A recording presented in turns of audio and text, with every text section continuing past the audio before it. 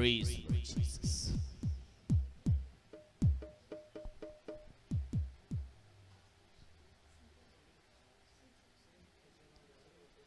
आइए खुदा बाप की उपस्थिति में आज की सुबह की आराधना को हम शुरू करें। Praise the Lord. भजन संहिता 144 और उसका 1 और 2 यूं कहता है, धन्य है यहोवा जो मेरी चट्टान है, वह मेरे हाथों को लड़ने और युद्ध करने के लिए तैयार करता है। वह मेरे लिए करुणा निधान और गढ़ और ऊंचा स्थान और छुड़ाने वाला है। वह मेरी ढाल और शरण स्थान, जो मेरी प्रजा को मेरे वश में कर देता है। आइए आज की सुबह में जैसे खुदा का कलाम हमें बताता है कि धन्य है यहोवा जो मेरी चट्टान है, जिसने मुझे और आपको एक मजबूत बुनियाद दी, जिसने मेरे हाथों को सारे विरोध की परिस्थितियों से लड़ने के लिए तैयार किया है, जो मेरा सेनाओं का यहोवा है। आइए उस खुदा बाप के चरणों में अपने आप को हम समर्पित करें कि जिसके वायदे अटल है, जो आदि और अंत, जो अल्फा और ओमेगा है, जो अच्छा चरवाहा है। आइए ऐसे परमेश्वर के आगे अपने आप को हम समर्पित करें। इस सुबह के समय जब इस भवन के अंदर हम एकत्रित हुए हैं, तो क्यों ना उसके महिमा के मामूरी में हम अपने आप को लेकर चले। क्यों ना खुदा बाप की उपस्थिति में आकर अपने जबानों को खोलकर उसकी स्तुति आराधना करें कि परमेश्वर स्वर्ग से देता है, देखता है कि कोई बुद्धिमान है कि नहीं, कि कोई परमेश्वर का खोजने वाला है कि नहीं। आइए इस सुंदर सुबह के समय अपने हृदयों को खोले, परमेश्वर को अपने हृदय के अंदर बसने के लिए अपने हृदयों को, अपने हृदय में वो स्थान बनाए। दिल की गहराई से परमेश्वर की आराधना करें। Hallelujah, hallelujah, hallelujah, hallelujah, hallelujah. अपने मुंह को खोलकर उसकी स्तुति करें। Hallelujah, hallelujah, hallelujah. चाहे जहां कहीं हम खड़े हैं, अपने घरों में होंगे, परमेश्वर के भवन में होंगे, जहां कहीं हो, अपने जबानों को खोलकर खुदा बाप के दया और करुणा के लिए धन्यवाद का बलिदान चढ़ाए। ओ जो उसका अनुग्रह हम पर हुआ है, इसलिए हम उसके नाम को ऊंचा उठाए। धन्य धन्य धन्य धन्य प्रभु यीशु मसीह। पवित्र पवित्र पवित्र प्रभु परमेश्वर, जो था, जो है, जो आने वाला है। Hallelujah, hallelujah, hallelujah. पवित्र पवित्र पवित्र। धन्यवाद धन्यवाद धन्यवाद प्रभु यीशु मसीह। आज के सुंदर दिन के लिए धन्यवाद देते हैं प्रभु। Hallelujah, hallelujah, hallelujah Lord Jesus. प्रभु हम आपके नाम को धन्य कहते हैं कि आज का यह सुंदर दिन आपने बनाया प्रभु, और इस खूबसूरत दिन में प्रभु आपने हमारा प्रवेश कराया प्रभु।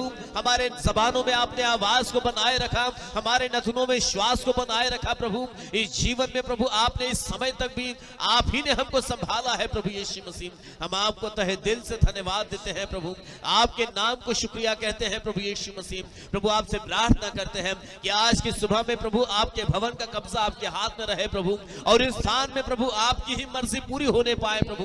हम मनुष्यों की मर्जी नहीं, परंतु आपका नाम ऊंचा किया जाए प्रभु। प्रभु हमारे गीतों के गाने के द्वारा प्रभु, हमारे वाद्यों के बजाए जाने के द्वारा, वचन के सुनाए जाने के द्वारा प्रभु मान, महिमा, आदर, गौरव आपको ही मिलने पाए प्रभु यीशु मसीह। आज आपके भवन में जितने भी अपनी जरूरतों को लेकर आते हैं, चाहे कोई बंधन के हालात में आते हैं, कोई प्रभु तंगी मुसीबत में होंगे, कोई बीमारियों के हालात में होंगे, प्रभु आज की सुबह इस भवन के अंदर की गई आराधना उनके जीवन के अंदर छुटकारे को लाने पाए प्रभु, चंगाई को लाने पाए प्रभु। प्रभु आपकी स्वर्गीय तसल्ली आपके लोगों के हृदय में आने पाए प्रभु यीशु मसीह। प्रभु आज आपके सन्निधान में जितने भी अपने आप को आपके हाथ में समर्पित करते हैं, वे आज आपका दर्शन प्राप्त करें प्रभु यीशु मसीह। वे आज आपका स्पर्श प्राप्त करें प्रभु। आज आपके पवित्र आत्मा के जुम्बिश स्थान पर होने पाए प्रभु। आज जो जैसे यहाँ पर आए तो वैसे ही लौट कर न जाए प्रभु, परंतु आप में तब्दील होकर जाए प्रभु। ओ प्रभु यीशु मसीह, वे आपके दया और आपके करुणा को प्राप्त करें प्रभु यीशु मसीह। चाहे वे यूट्यूब पर आपकी आराधना में शामिल हैं, चाहे जूम पर इस आराधना में शामिल हैं, चाहे स्थान में खड़े हैं, प्रभु आप तो सर्वव्यापी परमेश्वर हो। प्रभु आपकी निगाहें अपने लोगों पर हर एक दुनिया के कोने कोने में बनी हुई है प्रभु यीशु मसीह। प्रभु जैसे आज के समय तक भी आपने हमें संभाला है प्रभु, आगे भी आपकी दया, आपका अनुग्रह प्रभु आपकी कलीसिया पर बना रहे। अब प्रार्थना हमारे उद्धार करता प्रभु यीशु मसीह नासरी के नाम से मांगते हैं, आमीन आमीन आमीन, hallelujah hallelujah.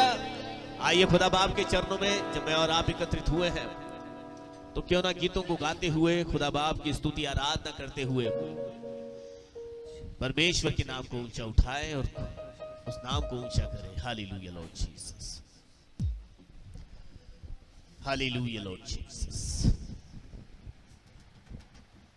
Praise the Lord Jesus, hallelujah hallelujah Lord.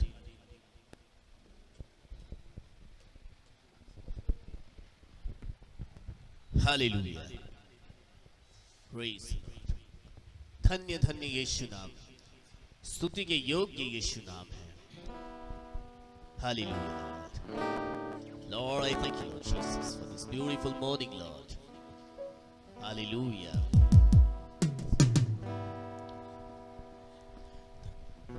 Hallelujah. धन्य धन्य यीशु नाम, स्तुति के योग्य यीशु नाम, हर एक जुबान ये गाएगी, यीशु पवित्र है। धन्य धन्य यीशु नाम, स्तुति के योग्य यीशु नाम, हर एक जुबान ये गाएगी, यीशु पवित्र है, यीशु पवित्र है, यीशु पवित्र है, यीशु पवित्र है, मेरा यीशु पवित्र है। हालेलुया आमीन, हालेलुया आमीन,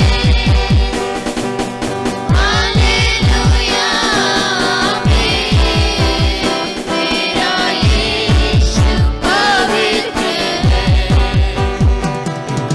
मेरे पापों को धो दिया परमेश्वर का निर्दोष मेमना, हर एक जुबान ये गाएगी, यीशु पवित्र है।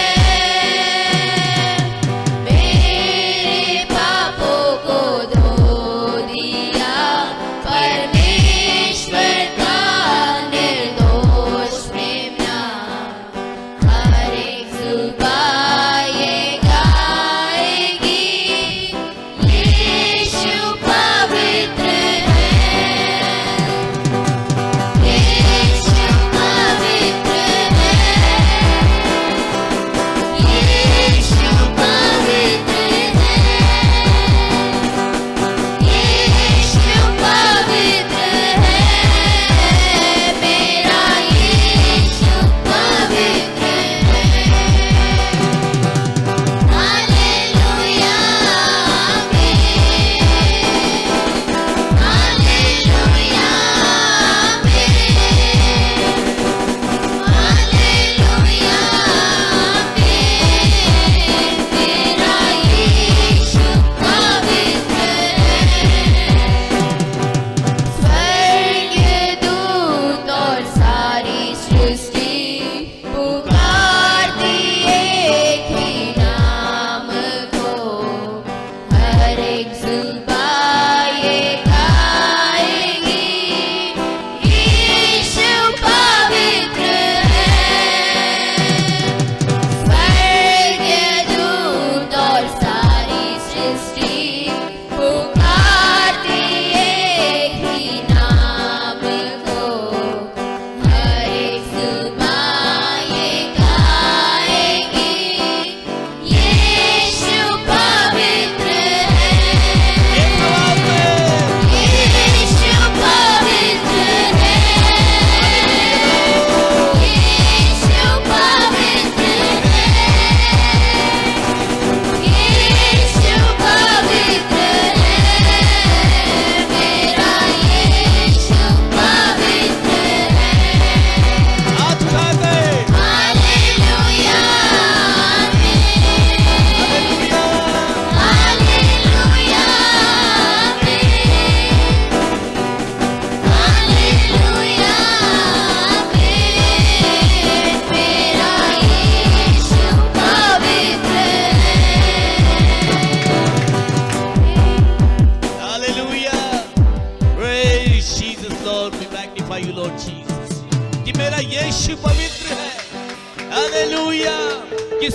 दूत और सारी सेना एक ही नाम को पुकारती है।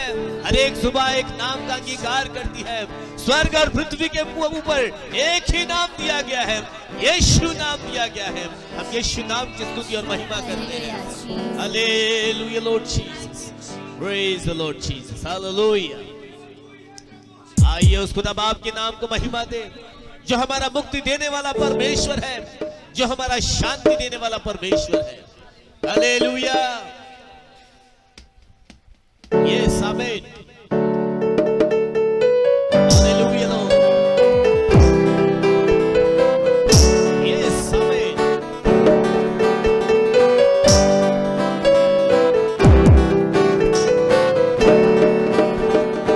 मुक्ति दिलाए यीशु नाम, शांति दिलाए यीशु नाम, मुक्ति दिलाए यीशु नाम, शांति दिलाए यीशु नाम।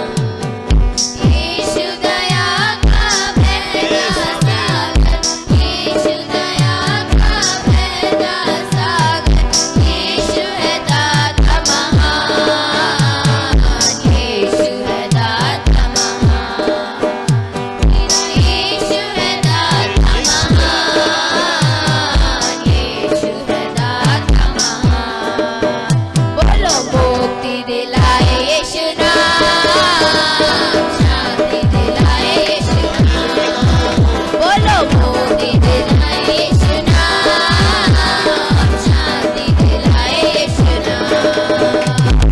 चरणी में तूने जन्म लिया यीशु, चरणी में तूने जन्म लिया यीशु, सूली पे किया विश्राम, सूली पे किया विश्राम, सूली पे किया विश्राम, सूली पे किया विश्राम। बोलो मुक्ति दिलाए यीशु नाम, शांति दिलाए यीशु नाम। बोलो मुक्ति दिलाए यीशु नाम, शांति दिलाए यीशु नाम।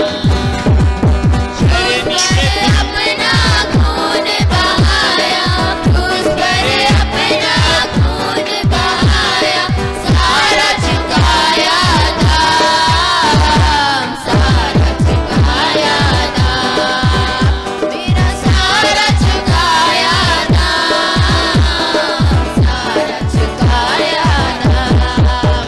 बोलो मुक्ति दिलाए यीशु नाम, शांति दिलाए यीशु नाम।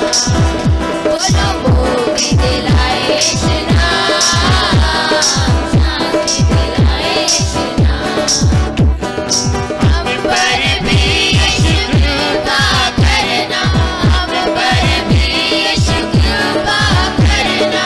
हम हैं पापी नादान, हम हैं पापी नादान, हम हैं पापी नादान, हम हैं पापी नादान।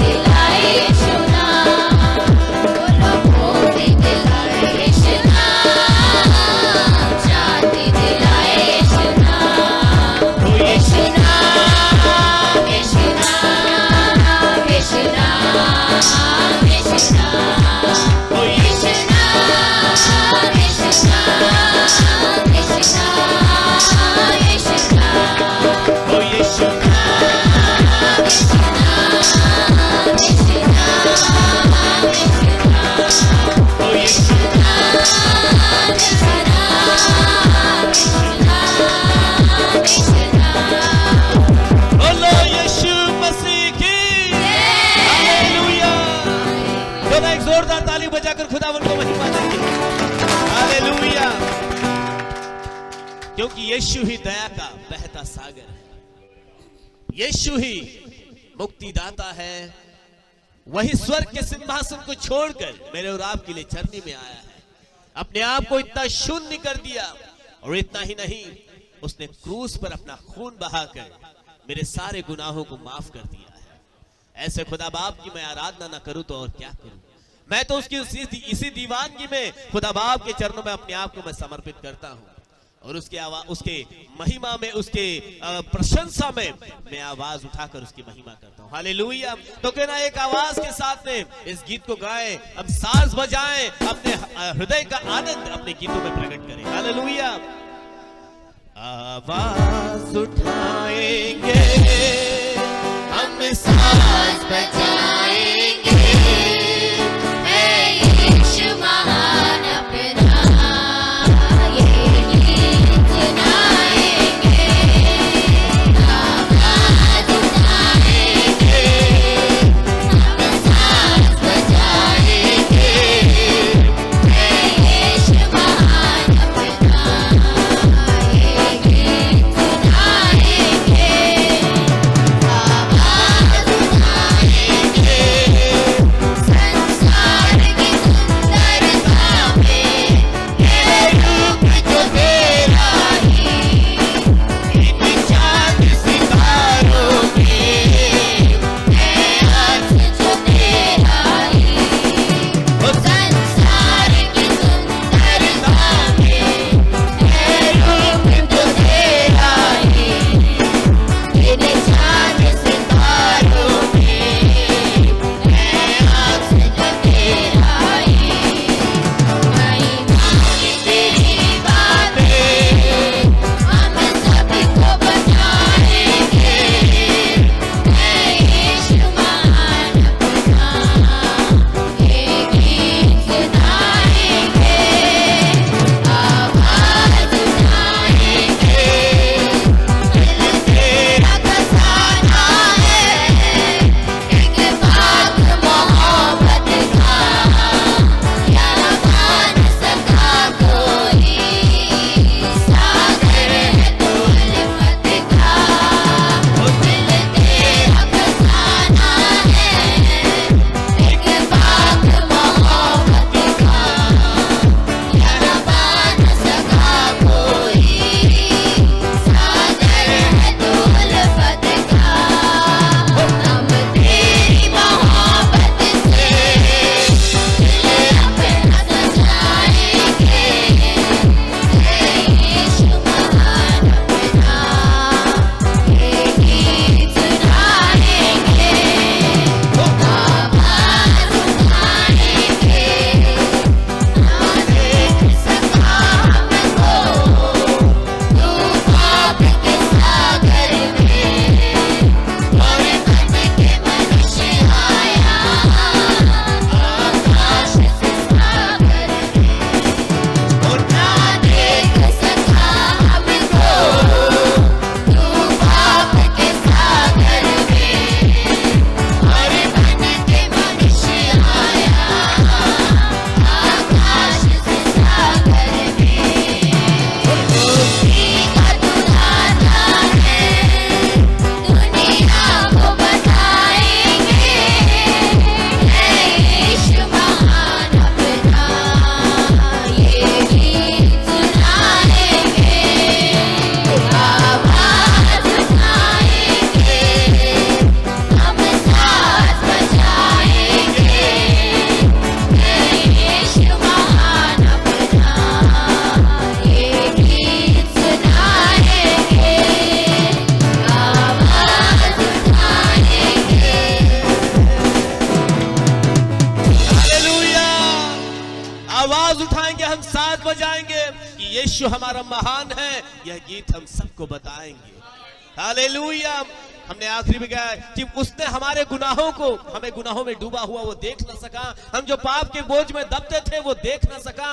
उसने मनुष्य बनकर इस संसार में आया और इस बात को तू मुक्ति का दाता है, मैं दुनिया को बताऊंगा, मैं तेरा गवाह बनूंगा। इसी अंगीकार के साथ में मैं आज परमेश्वर के भवन में उसके नाम को ऊंचा उठाता हूं, मैं उसके नाम की महिमा करता हूं, मैं उसी के नाम से आवाज उठाकर वो उसके नाम को दुनिया के कोने कोने तक ले जाने का प्रण लेता हूं। हालेलुया। आइए अपने हृदयों को हम तैयार करें इस समय में कि हम आवाज भी उठाएंगे, हम जय भी करेंगे, हम परमेश्वर की महिमा भी करेंगे, परंतु दिल की गहराई से हम उसकी आराधना अपने आत्मिक आंखों से खुदा बाप की खूबसूरती को हम देखें और उसकी महिमा में प्रवेश करने का यत्न करें कि मैं आज परमेश्वर के दर्शन को प्राप्त करूं, मैं प्रभु यीशु मसीह के उस प्यारे चेहरे को देखने पाऊं। आइए इस गीत को गाते हुए खुदा बाप के नाम को यीशु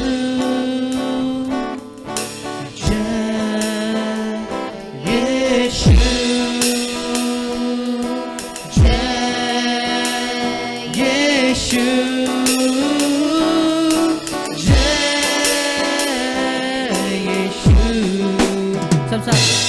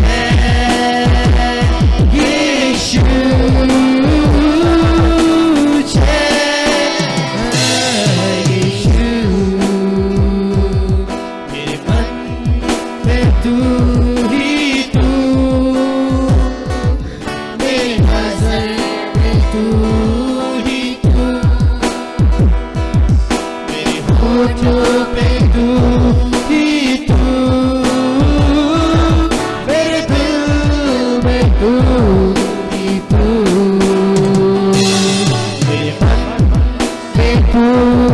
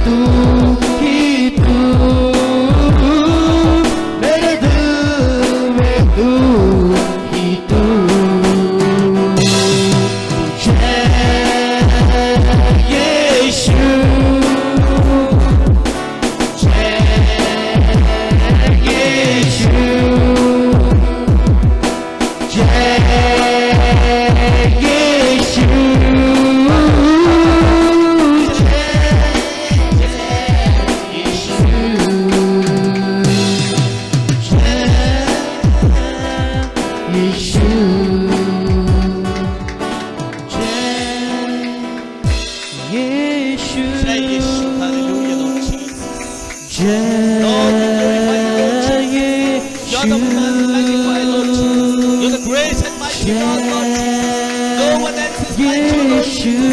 We worship you, Lord Jesus. We exalt your name on high, Lord Jesus. You're the one, Lord Jesus. You're the everything, Lord Jesus. You're the Alpha and Omega, Lord Jesus. We praise you, Lord Jesus. We exalt your name on high and high, Lord Jesus. Oh Lord, my God, thank you, Lord Jesus, for your presence. We thank you, Lord Jesus, for your presence. We thank you, Lord Jesus. Hallelujah, Lord Jesus. Hallelujah, Lord Jesus. Glory to God, Lord Jesus. Hallelujah. Amen. Hallelujah. Hallelujah, Lord Jesus. Oh धन्यवाद धन्यवाद धन्यवाद प्रभु यीशु, आपकी उपस्थिति के लिए धन्यवाद करते हैं प्रभु कि हमारे मन में भी आप हो प्रभु, हमारे होठों में आप हो प्रभु यीशु मसीह, हमारे जीवन में आप हो प्रभु यीशु मसीह। इस देश में आपकी उपस्थिति है, इस कलीसिया में आपकी उपस्थिति है, हमारे जीवनों में, परिवारों में प्रभु आपकी उपस्थिति है प्रभु। हम आपको जय जयकार करते हैं प्रभु, आपको ही जय देते हैं प्रभु यीशु मसीह कि प्रभु हमारे मन में, हृदय के अंदर, हमारे सोचों में आप हो प्रभु, हमारे शब्दों में आप हो, हमारे गवाहियों में आप हो प्रभु, हमारे प्रार्थना में आप हो प्रभु यीशु मसीह। प्रभु हमारे जीवन का और प्रभु आपको सब कुछ आप हो प्रभु यीशु मसीह। जय यीशु मसीह, जय यीशु मसीह। Oh hallelujah Lord Jesus, hallelujah, hallelujah Lord Jesus।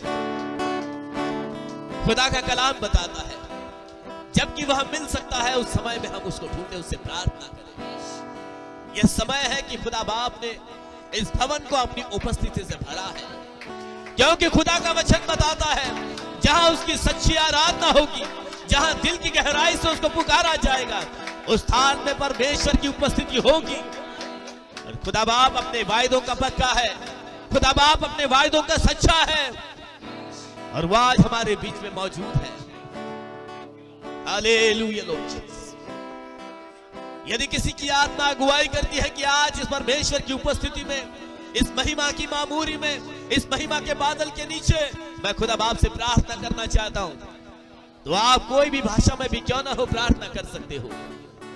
Anybody can pray, कोई भी प्रार्थना कर सकते हैं। धन्यवाद धन्यवाद प्रभु यीशु। Hallelujah Lord, praise Jesus Lord. Yes, Lord. Glorious God, Lord Jesus. Hallelujah, Lord. Oh, Lord, my God. Thank you, Lord Jesus. Hallelujah, Lord. Yeshu naam, Jai Ram, Hallelujah. Khartave, Hallelujah. We exalt your name, Lord Jesus. Hallelujah. Hallelujah, Lord. You're everything to me, Lord Jesus. Praise you, praise you, praise you. Hallelujah. Glorious God, Lord Jesus. Hallelujah. Yeshu naam jai. Hallelujah, Lord. Hallelujah. Yeshu नाम, यीशु नाम, जय नाम। Hallelujah, hallelujah Lord Jesus. Yeshu नाम, hallelujah, hallelujah Lord Jesus. Hallelujah, Yeshu नाम, जय नाम। Hallelujah lord, कर्तावे राजा। हालेलुया, यीशु। हालेलुया लॉर्ड, कर्तावे। हालेलुया, हालेलुया, हालेलुया, यीशु।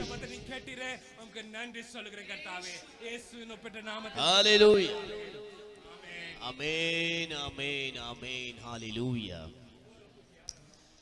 आइए परमेश्वर की उपस्थिति को हम ऐसे ही बनाकर रखेंगे और अपनी बाइबल को हम लेंगे। Let's take our Bible।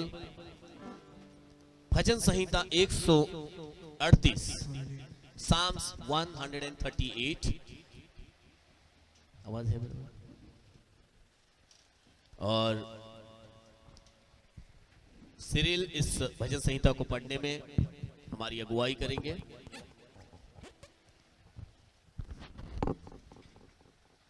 Bhajan Samhita 138। Mic stand देना सर। भजन संहिता 138। पहले मैं बोलूंगा, उसके मेरे पीछे आप रिपीट करेंगे। मैं पूरे मन से तेरा धन्यवाद करूंगा, मैं पूरे मन से तेरा धन्यवाद करूंगा, देवताओं के सामने भी मैं तेरा भजन गाऊंगा, देवताओं के सामने भी मैं तेरा भजन गाऊंगा। मैं तेरे पवित्र मंदिर की ओर दंडवत करूंगा, मैं तेरे पवित्र मंदिर की ओर दंडवत करूंगा, और तेरी करुणा और तेरी करुणा और सच्चाई के कारण और सच्चाई के कारण तेरे नाम का धन्यवाद करूंगा, तेरे नाम का धन्यवाद करूंगा। क्योंकि तूने अपने वचन को अपने बड़े नाम से, क्योंकि तूने अपने वचन को अपने बड़े नाम से अधिक महत्व दिया है। अधिक महत्व दिया है। जिस दिन मैंने पुकारा, जिस दिन मैंने पुकारा, उसी दिन तूने मेरी सुन ली, उसी दिन तूने मेरी सुन ली, और मुझ में बल देकर हियाव बंधाया। और मुझ में बल देकर हियाव बंधाया। हे यहोवा, हे यहोवा, पृथ्वी के सब राजा तेरा धन्यवाद करेंगे, पृथ्वी के सब राजा तेरा धन्यवाद करेंगे, क्योंकि उन्होंने तेरे वचन सुने हैं। क्योंकि उन्होंने तेरे वचन सुने हैं। क्योंकि यहोवा की महिमा बड़ी है। क्योंकि यहोवा, यद्यपि यहोवा महान है, यद्यपि यहोवा महान है, तो भी वह नम्र मनुष्य की तो भी वह नम्र मनुष्यों की और दृष्टि करता है, और दृष्टि करता है, परंतु अहंकारी को दूर ही से पहचानता है। को दूर ही से पहचानता है। चाहे मैं संकट के बीच में रहूं, चाहे मैं संकट के बीच में रहूं, तो भी तू मुझे जिलाएगा। तू मुझे जिलाएगा। तू मेरे क्रोधित शत्रुओं के विरुद्ध, तू मेरे क्रोधित शत्रुओं के विरुद्ध हाथ बढ़ाएगा, और अपने दाहिने हाथ से मेरा उद्धार करेगा। यहोवा मेरे लिए सब कुछ पूरा करेगा। यहोवा मेरे लिए सब कुछ पूरा करेगा। हे यहोवा, तेरी करुणा सदा की है। तेरी करुणा सदा की है। तू अपने हाथों के कार्यों को त्याग न दे। तू अपने हाथों के कार्यों को त्याग न दे। आमीन। Praise the Lord. प्रभु यीशु मसीह इस वचन के पढ़े जाने पर हम सबों को आशीषित करे। हम सब बैठ सकते हैं इस समय। कैमरा को संभालेंगे हम लोग बैठते वक्त।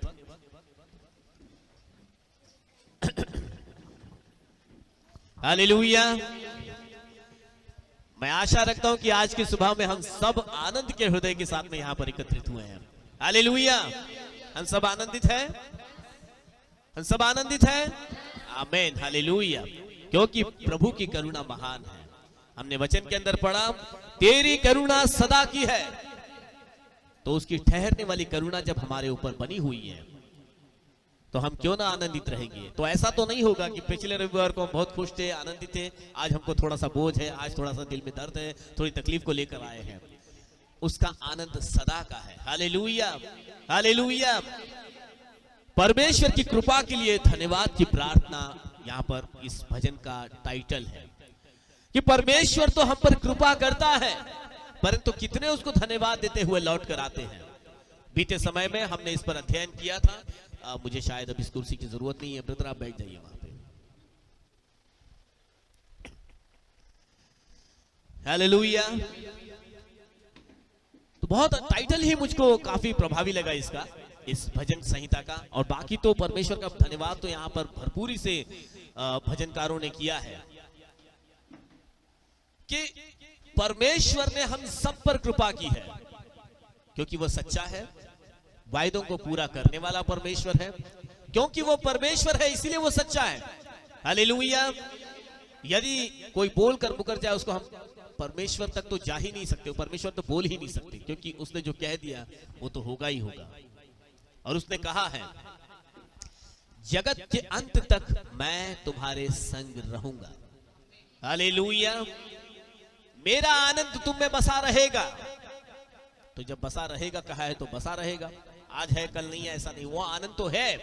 परिस्थितियां थोड़ा सा हमें कुछ और सोचने पे मजबूर कर देती हैं यहां पर यदि इस भजन संहिता के एक एक आयतों के ऊपर हम गौर करेंगे, लिखा है मैं पूरे मन से तेरा धन्यवाद करूंगा और देवताओं के सामने भी मैं तेरा भजन गाऊंगा। यहां पर सबसे पहली लाइन तो हमें बहुत प्रभावित करती है कि मैं पूरे मन से तेरा धन्यवाद करूंगा। धन्यवाद तो हम सब करते हैं, क्योंकि पास्टर ने कहा चलो धन्यवाद के गीत गाएंगे, तो धन्य धन्य बहुत अच्छा लगता है गीत गाने में, बजाने में, गाएंगे मस्त, उसमें सबके साथ हम भी धन्यवाद बोलेंगे। लेकिन क्या वो पूरे मन से हमने की गई धन्यवाद की शब्द थे वो? यदि आप परमेश्वर की करुणा को जानते हो, यदि परमेश्वर के उस महान कामों को स्मरण करते हो, तो आप कहने से नहीं परंतु अपने से ही धन्यवाद करोगे। क्योंकि जब मैं कहता हूं कि अपने होठों को हम खोलेंगे, अपने जबान को हम खोलेंगे और धन्यवाद की भेंट चढ़ाएंगे, तो फिर 2 ही या 3 ही आवाज आएगी, परंतु ऐसा ना होने पाए। हमें मौका मिलता है परमेश्वर के भवन में आने का, हमें मौका मिलता है कि हम परमेश्वर का धन्यवाद दे सके। क्यों?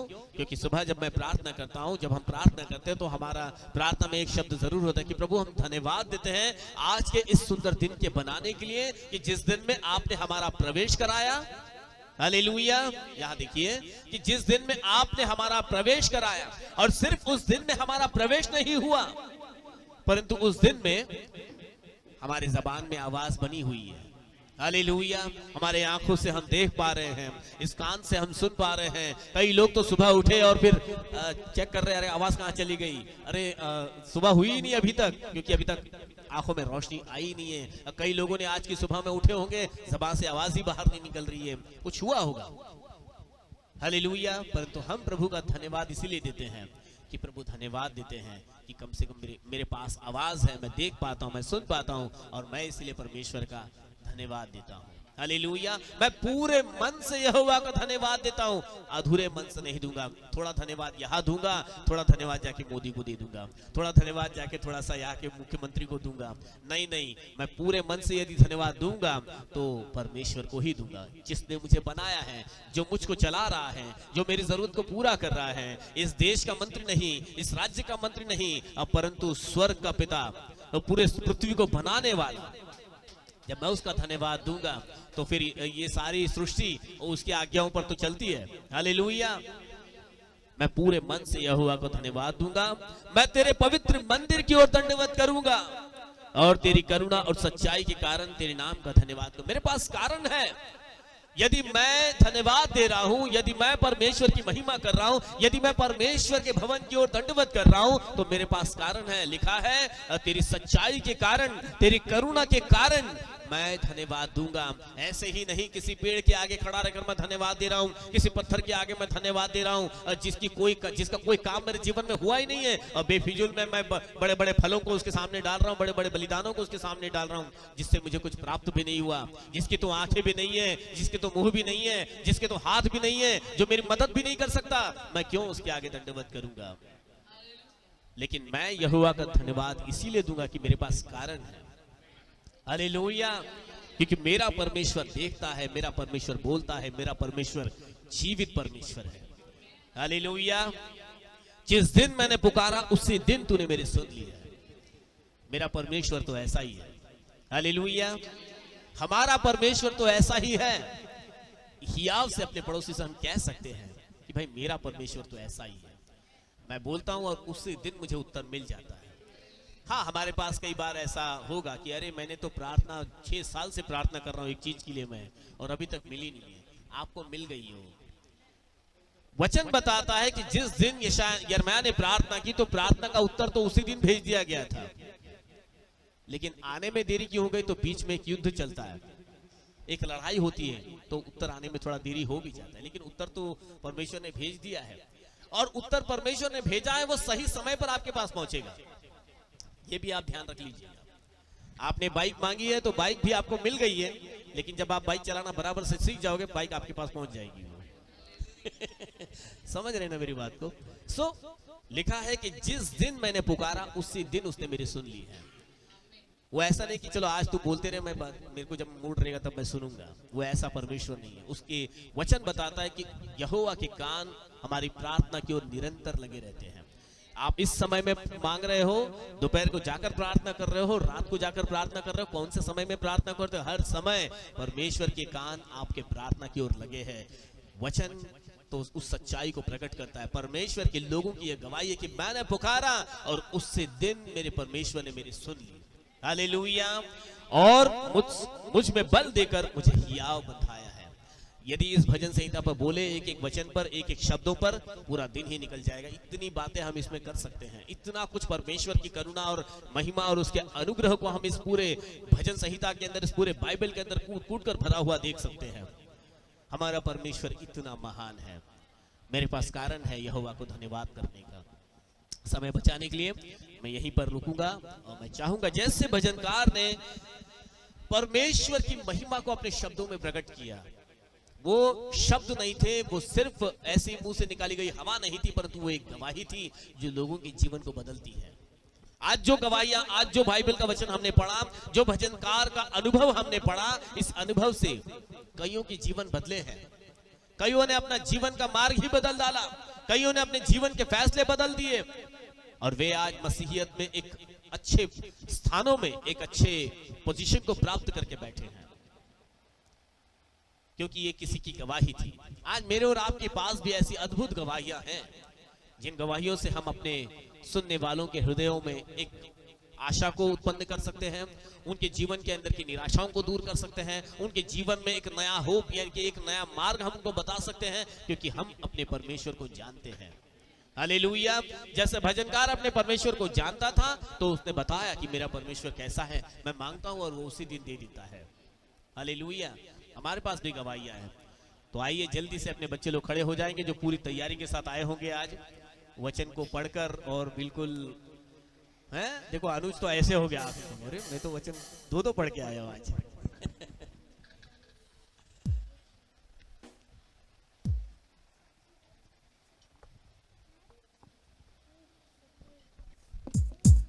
अनुज आगे खड़ा रहो, जाओ आगे खड़ा रहो, हाँ इधर खड़ा रहे, आगे रहो खड़ा।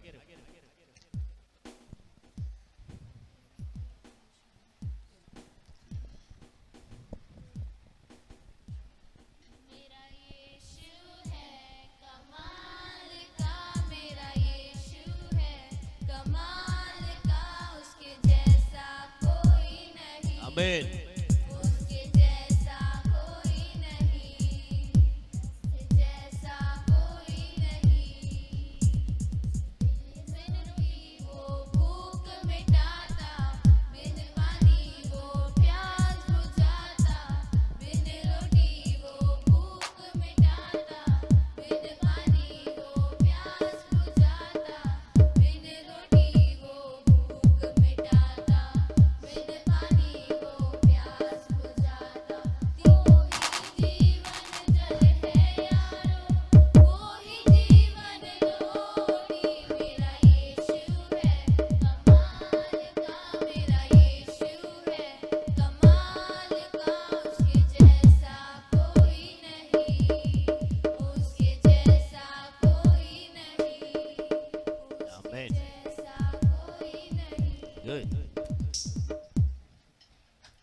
Praise the Lord. Good. मैं यीशु मसीह को धन्यवाद देती हूँ कि उन्हें पूरे हफ्ते हमें संभाले रखा और इस नए साल में हमारे साथ रहे। मैं उनकी महिमा के लिए एक वचन बोलना चाहती हूँ। Psalms 18 verse 1. I will love you, O Lord, my strength. यीशु मसीह को धन्यवाद देना चाहती हूँ। उन्हें हमारे परिवार को और हमें संभाल के रखा है, कोरोना से भी दूर रखा है और हम उन्हें धन्यवाद देंगे कोटि कोटि।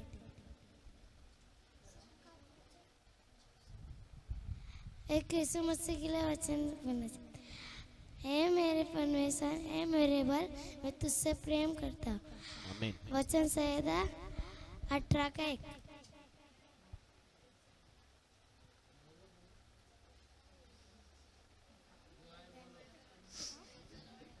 Praise the Lord, brother. Praise the Lord.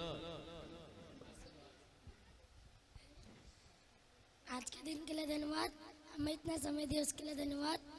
प्रभु को धन्यवाद देता हूँ जो हमारे लिए प्रार्थना करते हैं उन्हें आगे बढ़ाओ। धन्यवाद। मैं यीशु के लिए एक वचन बोलना चाहता हूँ। हे परमेश्वर, हे मेरे बल, मैं तुझसे प्रेम करता हूँ। शाम का 18:1।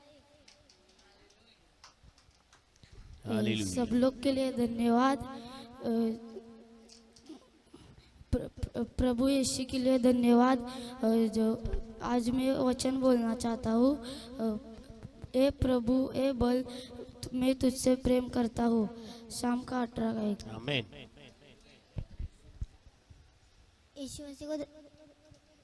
यीशु मसीह को धन्यवाद देता हूँ। उनने ये कोरोना वायरस में, लॉकडाउन में हमें संभाले रखा, इसलिए धन्यवाद देता हूँ। उनके लिए एक छोटा सा वचन पढ़ना चाहता हूँ।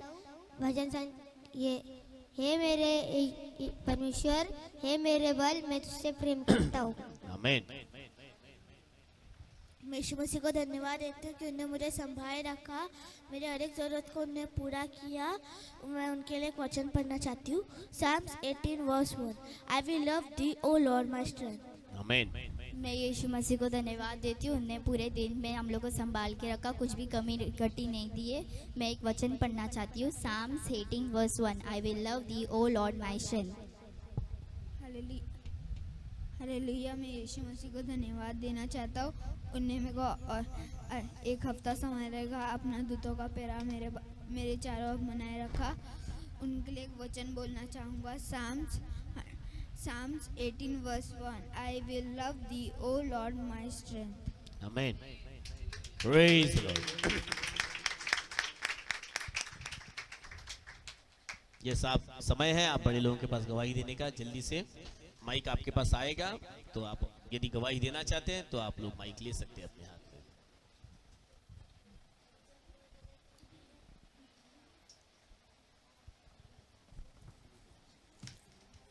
Hallelujah. Praise the Lord. Praise the Lord. मैं एक ऐसे बच्चे की गवाही दे रही हूँ।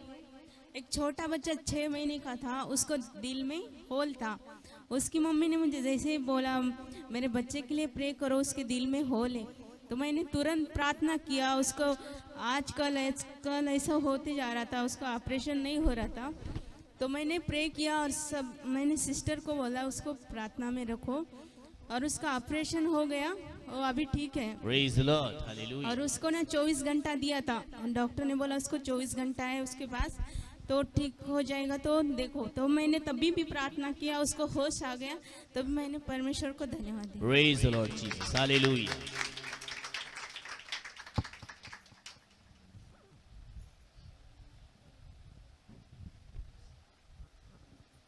मी प्रभूला धन्यवाद करते। मला ना रात्रीची झोप नव्हती येत, मला खूप टेन्शन यायचं, पण प्रभूनं माझी वाणी ऐकली। मला रात्रीचे असे स्वप्न पडायचे, तर मी त्या रविवारी प्रार्थनेला आले, आज पण आले, पण प्रभूनं इतकं धन्यवाद केलं प्रेज द माझ्या, लॉर्ड। की मला इतकं असं रडायला यायचं, मी काय करू काय नाही, तर प्रभूने माझी वाणी ऐकली। मी त्याच्यासाठी धन्यवाद करते प्रभू। Praise the Lord. Good good. Praise the Lord.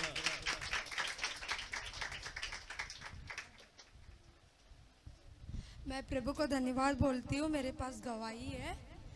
Lockdown में हुआ था, मैं बोलना चाहती थी। मेरे पास पैसा नहीं था, प्रभु ने, सब लोग बोला तुझे पैसा नहीं तो कैसा गाड़ी मिलेगा। कम पैसे में मुझे प्रभु ने, मैं उपवास भी रखी थी, 7 शुक्रवार को उपवास रखी थी, और मैंने प्रभु को बोली दुनिया हाथ से ना कुछ भी हो, मेरा तूने ख्वाहिश पूरा किया परमेश्वर, उसके लिए मैं धन्यवाद करती हूँ। 3000 में मुझे गाड़ी मिला, आमीन। रिक्शा, उसके लिए कोटि कोटि धन्यवाद। Praise the Lord. हालेलुया। और सब लोग बोल रहे हैं ऐसा कैसा चमत्कार हुआ, मैं बोली मेरे साथ मेरे परमेश्वर है तो चमत्कार होना ही है। Praise the Lord Jesus. Hallelujah. Good. और कोई यदि गवाही देना चाहते हैं?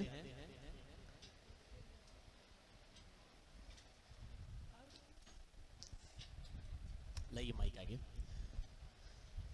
या यदि हो गया होगा आप लोगों की गवाही देकर, तो माइक को यहाँ पर घुमा दो। Praise the Lord. ये सिस्टर गवाही दे रहे हैं। हालेलुया। हालेलुया। मैं प्रभु यीशु को धन्यवाद देती हूँ। मेरी गवाही नहीं, मेरे बाजू वाले की गवाही है कि उनका एक हमारे पड़ोसी हैं, उनके हाथ में बहुत ज़्यादा दर्द हो रहा था। तीन महीने से मतलब बहुत ही दर्द था। तो 3-4 दिन पहले मैंने 5-6 दिन हो गया, मैं ऐसे ही मार्केट से आई और उनके घर में उनके पति थे और वो दोनों बैठे थे और बहुत उनका हाथ दर्द हो रहा था। तो चिल्ला रही थी जोर जोर से। तो मैं बोली क्या हुआ, क्यों इतना चिल्ला रही? तो बोलती कि अगो भाभी माझा हात लई दुखते आणि कितना भी वो उनके पति मतलब तेल गरम करके मालिश करते थे, बाम लगाते थे, कुछ भी करते थे और बहुत मालिश करवाया लेकिन और भी दुखता था, उनका दर्द बढ़ जाता था और चिल्लाती थी। तो मेरे पता नहीं क्या ऐसे मन में आया और मैं तुरंत उनके घर में गई और उनके हाथ पे ऐसा पीठ पे रखा, अपना हाथ रख के यीशु के नाम से ऐसे प्रार्थना करने लगी। उनके पति वहीं पे खड़े थे, बोलते भाभी ने आता हाथ लावले, भाभी वो चांगलं होई तुझा। और मेरा तो यीशु महान है, हम सबकी प्रार्थनाओं को सुनने वाला है। और हमने प्रार्थना किया, उसका तुरंत 5 मिनट भी नहीं लगा, उसका हाथ का दर्द ठीक हो गया। आमीन आमीन हालेलुया। अभी ठीक हो गया एकदम। और उसने 3-4 दिन मेरे को लगातार बोला, भाभी तुम्ही काय केलं, माझा हात पूर्ण बरा झाला। और मैं प्रभु यीशु को धन्यवाद दी। मैं सोच रही थी कि फिर से उसको दर्द होगा तो बोलेगी कि अरे ऐसा कैसे हो रहा है, ठीक हो गया फिर दर्द हो रहा है। मैं प्रभु से बोली, प्रभु मैं आपकी गवाही दूंगी, उसको पूरी तरह से चंगाई दो। और वो पूरी तरह ठीक हो गई, इसलिए प्रभु यीशु को धन्यवाद। आमीन आमीन हालेलुया।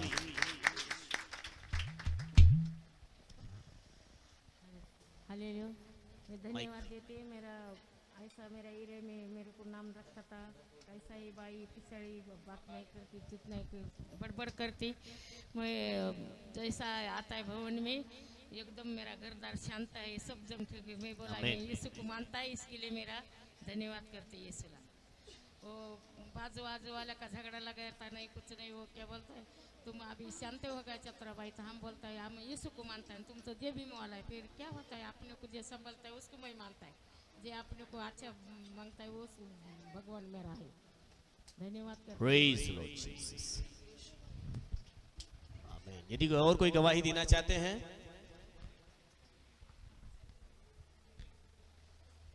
Praise the Lord. परमेश्वर को धन्यवाद देता हूँ, परमेश्वर ने गवाही के लिए खड़ा किया। कुछ दिनों से मैं लर्निंग लाइसेंस सीखने के लिए, गाड़ी वगैरह चलाने के लिए ट्राई कर रहा था मिलने के लिए। और मेरा भी पिछले हफ्ते एग्ज़ाम हुआ और मैं बहुत स्ट्रेस था क्योंकि एग्ज़ाम 15 क्वेश्चंस का ही था और क्वेश्चंस पढ़ने के लिए 427 थे और मैंने ध्यान नहीं दिया था तभी पढ़ने के लिए। और एग्ज़ाम के 1-2 दिन पहले ही मैंने पढ़ने बस चालू किया था और ऐसे क्या साइंस वगैरह था तो मेरे को लगा सब इजी हो जाएगा। और वहाँ पे जाके मैं बैठा था तो मैं देख रहा अंदर से लाइन में जब भी खड़ा था एग्ज़ाम देने के लिए, तो देख रहा अंदर से बच्चे फेल हो के बाहर आ रहे हैं। मैं बोला 15 क्वेश्चन के मार्क्स में कैसे कोई फेल हो सकता है। मैं स्ट्रेस हो गया, मेरा उधर स्ट्रेस बढ़ गया था। तो मैं बोला ठीक है कोई बात नहीं, परमेश्वर का नाम लेके पढ़ा तो है, परमेश्वर का नाम लेके जाते हैं, अंदर जो भी होगा देखा जाएगा। और मैंने अंदर जाके अंदर बैठा और मैं प्रार्थना करके बैठा था, लेकिन फिर भी मेरे दिमाग में स्ट्रेस था थोड़ा। तो पहला ही क्वेश्चन मैंने जब टिक किया, मुझे आंसर दिख रहा था कि राइट आंसर ये है, फिर भी मैंने गलत आंसर टिक कर दिया स्ट्रेस में। तो मैं बोला कि ठीक है कोई बात नहीं, वापस से मैंने थोड़ा शांत किया खुद को और मैं वापस से एक और बार ऐसे परमेश्वर का नाम लेके वापस से आंसर मार्क करने चालू किया और फाइनली बराबर राइट आंसर आया मुझे और पासिंग मार्क्स से मैंने 2 मार्क्स ज़्यादा ही लाया। उसके लिए परमेश्वर को बहुत बहुत धन्यवाद देता हूँ। तुरंत मेरा लाइसेंस बन गया। Hallelujah hallelujah. मेरी एक छोटी सी गवाही है। 11 तारीख को मेरा बर्थडे था तो मेरी पूरी फैमिली जुहू गई हुई थी उस दिन के दिन। और ऐसा हुआ मैं छुट्टी नहीं लिया हुआ था, लेकिन उस दिन मुझे काम पे जाना नहीं था, लेकिन एक अचानक ऑनलाइन अपॉइंटमेंट बुक हुआ तो मुझे शाम को भागना पड़ा जुहू से। आधे घंटे में मुझे जुहू से हीरानंदिनी पहुंचना है। और अच्छा हुआ, प्रभु का धन्यवाद, मेरी पूरी फैमिली कार से गई थी, मैं अकेला था जो मेरा अकेले का गाड़ी लेके गया था। और परमेश्वर का धन्यवाद, वहाँ से मैं आ रहा था, इतना स्पीड में आ रहा था, पीछे मेरे पापा बैठे थे। उनका एक आदत है, मैं कभी भी फास्ट चलाऊंगा तो मुझे हरदम चिल्लाते स्लो चला स्लो चला। लेकिन उस दिन उन्होंने कुछ नहीं बोला और मैं बहुत फास्ट चला रहा था। परमेश्वर का धन्यवाद। मोरोल के यहाँ पे एक 4 रास्ता है, राइट में से एक गाड़ी आ रही थी, मैं उसको देखा, उसको कट लिया और देखा तो लेफ्ट में से और एक कार आ रहा है। मैंने बोला प्रभु अब क्या, लेकिन अच्छा है कार वाले ने तुरंत ब्रेक लगाया और मैं निकल गया। अगर नहीं निकलता था ना, थोड़ा भी 19-20 होता, हम लोग का एक्सीडेंट होता था। लेकिन परमेश्वर जैसे कि 91 में लिखता हो, तेरे जाने और तेरे आने में तेरी अब से लेकर सदा तक तेरी रक्षा करेगा। और हम लोग जब भी घर से बाहर निकलते तो हम लोग परमेश्वर से प्रार्थना करते। परमेश्वर ने मुझे उस एक्सीडेंट से बचाया, मैं इसके लिए परमेश्वर को धन्यवाद देता हूँ। आमीन, हालेलुया, प्रेज द लॉर्ड। और कोई गवाही देना चाहता है? यदि हो गया होगा तो मैं आगे बढ़ता हूं। पिछले 15 तारीख को मेरा भी जन्मदिन था और प्रभु का मैं धन्यवाद देता हूं कि बीते साल में पूरे 43 साल, अब मैं 44 का हो गया हूं। हमारे घर में थोड़ा सा यही चल रहा था कि अरे मेरे 1 साल क्यों बढ़ा दिया, लेकिन हमने गूगल में कैलकुलेट करके देखा तो 44 साल का हो गया हूँ मैं। तो चलो उम्र बढ़ रही है, तो 44 का हो गया। लेकिन पूरे इस 44 साल तक भी प्रभु यीशु मसीह ने मुझे संभाला अद्भुत रीति से। मैं कहूँगा कि अपनी उत्तम योजनाओं में मुझको चला, क्योंकि इन सारे 43 साल का अगर मैं हिसाब करूँ तो काफ़ी उतार चढ़ाव को मैंने देखा, कई बातों को अनुभव किया, और इन सारी बातों को लेने के बाद ही आज आपके सामने खड़े रहकर मैं कुछ बोल सकता हूँ। हालेलुया, ये प्रभु का अनुग्रह है, प्रभु की दया है कि प्रभु ने ऐसे सारे क्षणों में प्रभु मेरे संग रहे। मेरी हर जरूरत को प्रभु ने अपने दया के भंडार से पूरा किया है। मेरे परिवार की प्रभु ने हमेशा ही रक्षा की। हमारी हर एक जरूरतें हमारे मांगने से ज्यादा ही प्रभु ने हमको हमेशा दिया है। मैं प्रभु का धन्यवाद दूंगा सभा के आगे, और आप सबों से गुजारिश करूंगा अपनी रोज की प्रार्थना में मेरे लिए, मेरे सेवकाई के लिए, मेरे परिवार के लिए आप लगातार प्रार्थना में रखें। और प्रभु का मैं फिर एक बार धन्यवाद दूंगा, और यही मेरी गवाही थी आज के लिए। और आइए आगे को मैं सभा के लिए कुछ बताऊंगा, उसके बाद हम लोग दान अर्पण में आगे बढ़ेंगे। हालेलुया। जैसे मैंने आप सबको बताया था 4 फरवरी को हमारा एनिवर्सरी का मीटिंग रहेगा, तो आप अपनी प्रार्थना में रखें। हमें इसकी तैयारी करनी है, सभी जवान लोग, सभी बच्चे और सभी मैंने लेडीज लोगों को भी बताया था, आप लोग मिलकर कुछ एक्टिविटी करो। तो उस दिन हमें जो भी समय मिल रहा है उसका पूरा अच्छा उपयोग करेंगे। पूरा सालाना अपना प्रोग्राम है, वो प्रोग्राम नहीं रखेंगे, पर अपना मेन तो संदेश का रहेगा समय। और ये जो आप लोग एक एक्टिविटी करना चाहेंगे, लेडीज लोग, जवान लोग और बच्चे लोग मिलकर, तो आप लोग उसकी तैयारी करें। और हमारी मीटिंग वहीं पे होगी जहाँ पर हमने बच्चों का प्रोग्राम किया था। सबको मालूम है ना जगह हो? हाँ, अभी तो सब लोगों को एक बार पता चल गया, शायद हो सकता है काफी प्रोग्राम अपने वहीं पर हमें करने पड़े। आज शाम का खास आप लोगों को याद रखना है, सबको शाम को सिस्टर सविता के घर पे आज प्रार्थना है। सभी लोग वहां पर हम लोग 7 बजे इकट्ठा हो जाएंगे, ठीक है? और 7 बजे तक हम लोग वेट करेंगे। और मैंने मेरे घर में देखा, हमें 10 मिनट और वेट करना पड़ता है, तो क्योंकि एक समय जो हमने नियुक्त किया है उस समय में ही हमको शुरू करना बहुत जरूरी है। तो मैं 7 बजे आपको बुला रहा हूँ, 7:15 बजे मैं शार्प, फिर चाहे 2 भी आए होंगे या कितने भी आए होंगे, हम प्रार्थना शुरू कर देंगे। 7:15 बजे विल स्टार्ट आवर प्रेयर, ठीक है? लेकिन सभी लोग अपना समय निकालकर अपने परिवार के संग प्रार्थना के साथ सिस्टर सविता से आप मिलिएगा। कैसे उनके घर पर पहुंचना है, कैसे क्या करना है, आप उनसे बात करना। फिल्टरपाड़ा में हमें मिलना है, फिल्टरपाड़ा ना, हाँ फिल्टरपाड़ा में हमको मिलना है सबको। तो शाम को आज उनके घर पे प्रार्थना रहेगी। कल सुबह से आप लोगों को याद है क्या कल से क्या है? कल से शनिवार के शाम तक उपवास प्रार्थना का वीक रहेगा, और इस दौरान हम लोग शाम को यहाँ पर 1 घंटे के लिए मिलेंगे। 8 बजे से क्या समय आपको सही लगता है? 7:30 से 8:30 सही है? या क्योंकि 7 बजे थोड़ा अर्ली हो जाता है, लोगों को पूरे ट्रैफिक में से रास्ता निकाल कर आने में थोड़ी कठिनाई हो जाती है, तो 7:30 से 8:30 का समय रखते हैं हम लोग, वो सही रहेगा? सब लोग मतलब जितने लोग हो सके, अगर जमता है नहीं तो हम लोग जूम तो यहाँ पर चालू रखेंगे, 8 से 9 करेंगे। क्या बोलते हैं आप सब लोग, सहमत हो इससे? चलो 8 से 9 का समय रखते हैं, तो सभी अपने काम पर से भी आ पाएंगे, अच्छे से यहाँ पर आके बैठ सकेंगे। तो 8 बजे हम लोग शाम को कल से सोमवार से लेकर शनिवार तक शाम को 8 बजे से लेकर 9 बजे तक के लिए हम लोग प्रार्थना के लिए इकट्ठा होंगे।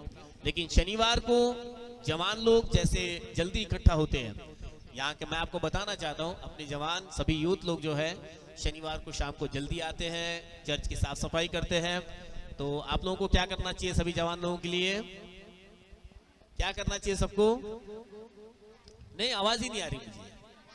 सब लोगों को, कलीसिया को, जवान लोगों के लिए प्रार्थना करनी है कि वो लोग आगे बढ़े, मार्गदर्शन प्राप्त करें, प्रभु से रास्ते प्राप्त करें और वे आगे बढ़कर इस कलीसिया की बुनियादी मजबूत खंबे बने। Hallelujah, hallelujah, yes. सो कल से याद रखना, कल सुबह मतलब कल से शनिवार के शाम तक, बसा बसा सिस्टर, बसा बसा बसा। तो कल सुबह, कल से हमारी उपवास प्रार्थना शनिवार तक के लिए शुरू रहेगी और इस बात को आप लोग अपने ध्यान में रखेंगे। तो यही थी आज की अनाउंसमेंट। प्रभु आज के किए गए अनाउंसमेंट को आशीषित करे और जो भी भविष्य के लिए हम योजना बना रहे हैं प्रभु हम सबों के संग रहे। तो आइए हम सब खड़े हो जाएं, अपने दान अर्पण को बढ़ाते हुए प्रभु की महिमा करेंगे, एक गीत को गाएंगे। Let's sing song.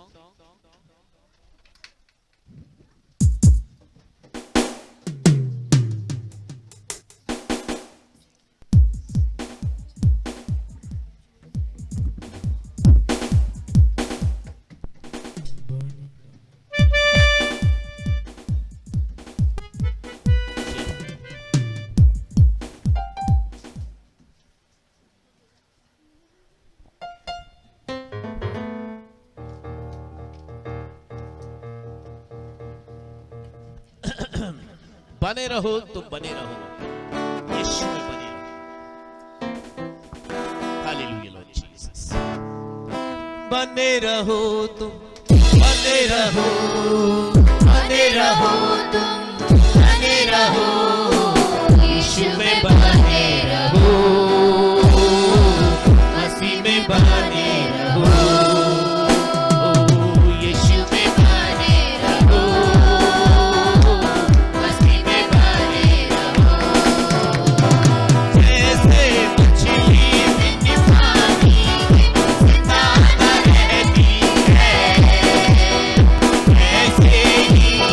विश्वासी, विश्व में न भरता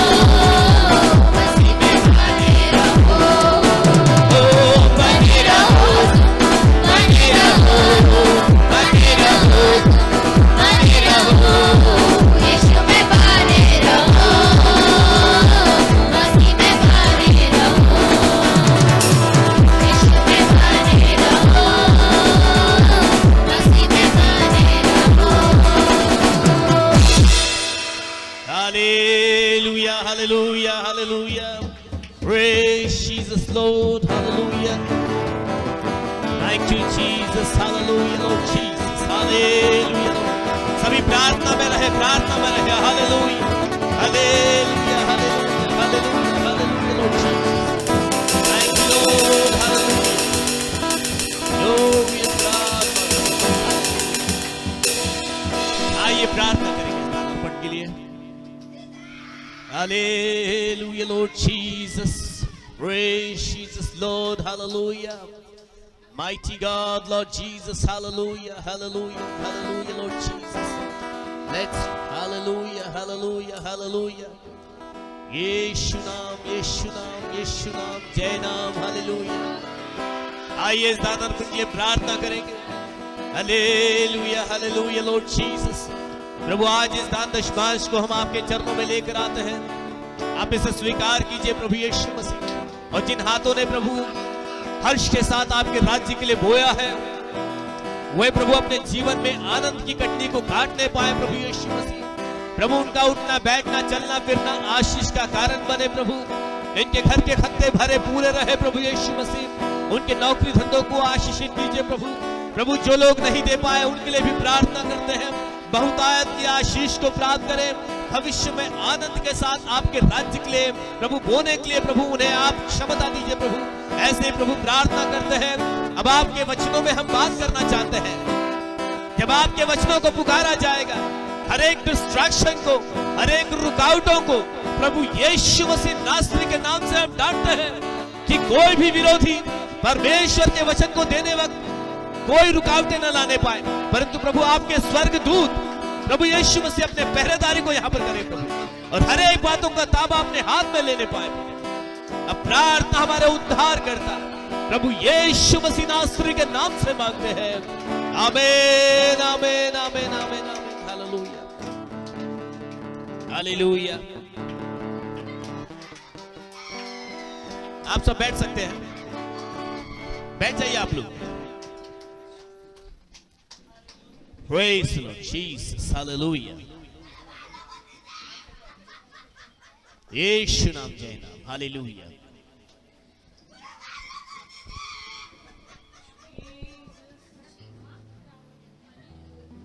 Hallelujah.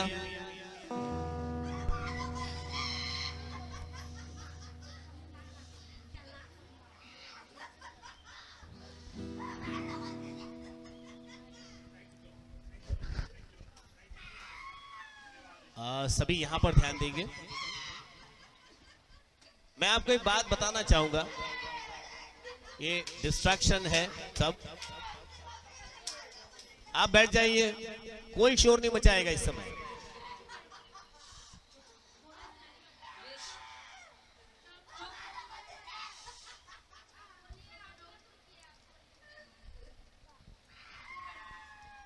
ओके, अभी यहां ध्यान दीजिए.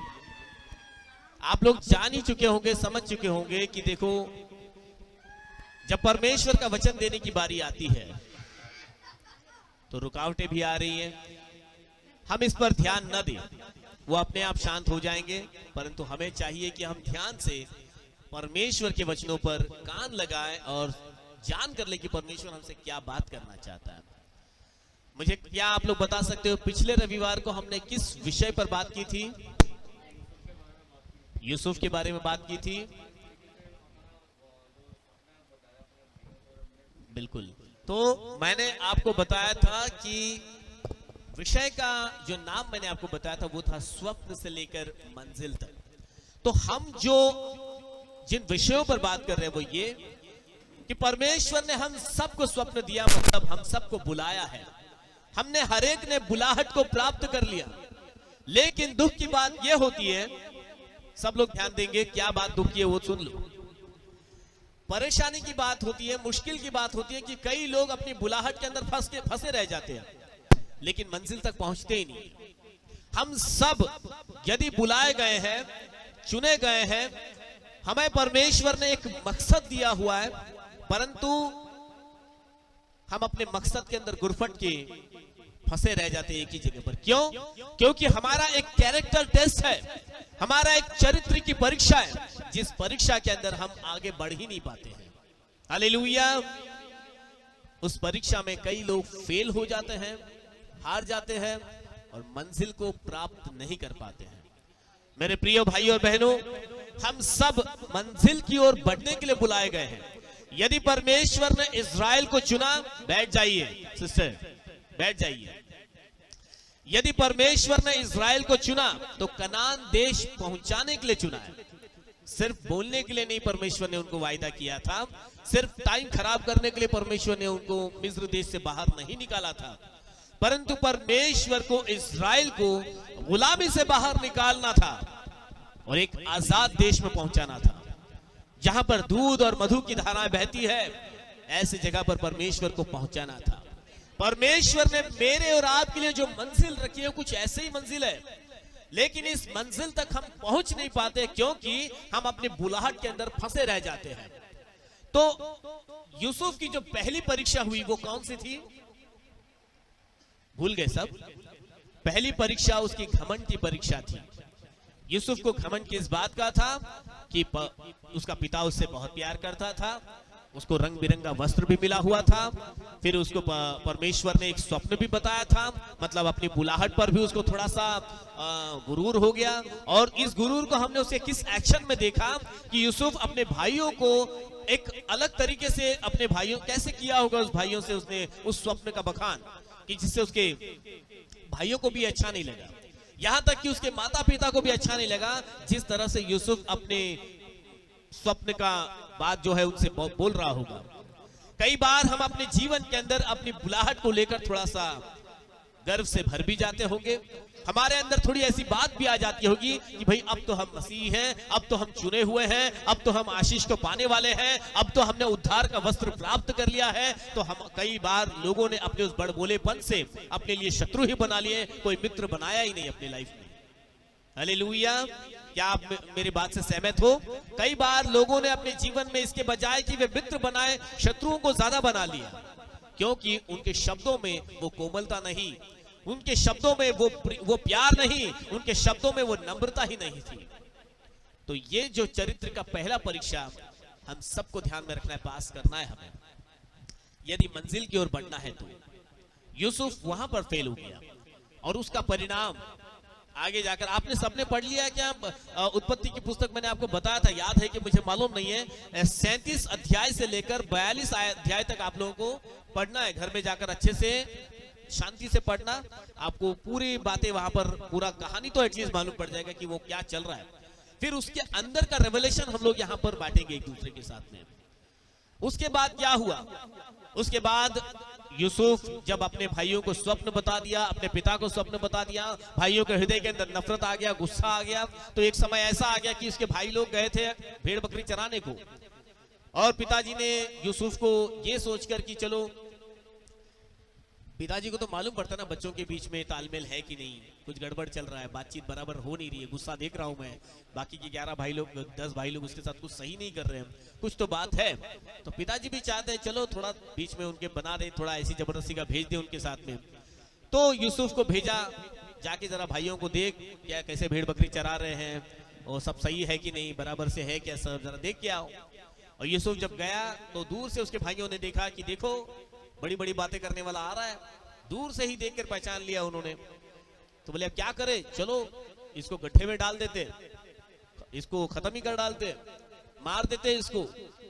तो उनका बड़ा भाई वहां पर था, उसने कहा मत मारो उसको, ऐसे करते उसको गड्ढे में डाल देते हैं, क्या उधरी तड़प तड़प के खत्म हो जाएगा, लेकिन ऐसा अपना उसका खून नहीं करेंगे आप, क्यों अपने हाथ में। वो उसका मन में कुछ और चल रहा था कि चलो अभी मेरे भाई लोग को गुस्सा बहुत है उसके बारे में, अभी गड्ढे में डाल देते, बाद में आकर उसको गड्ढे में से मैं निकाल लूंगा। इस मंशा से उन्होंने यूसुफ को गड्ढे में डाल दिया। और यहां पर यूसुफ की गड्ढे की परीक्षा शुरू होती है।